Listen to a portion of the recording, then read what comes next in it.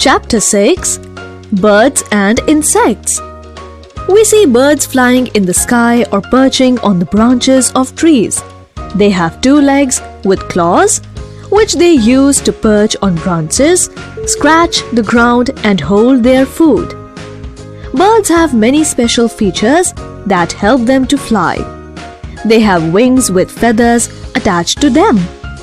Their bodies are boat-shaped, streamlined, which help them to cut through the air easily. Their bones are light and strong. They are hollow and filled with air.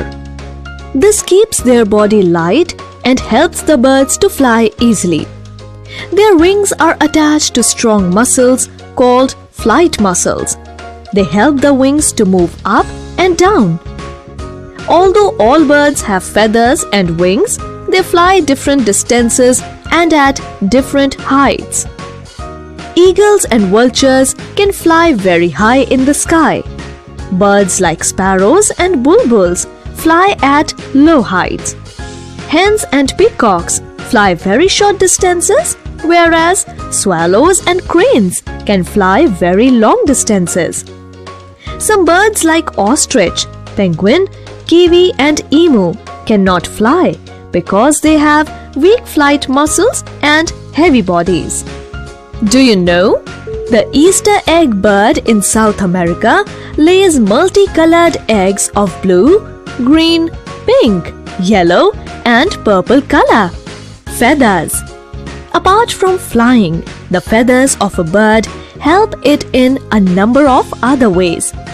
They trap the body heat and keep the bird warm when it is cold. Feathers help birds to swim.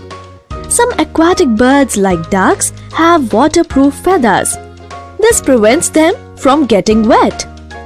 The color of the feathers helps the birds to hide from their enemies.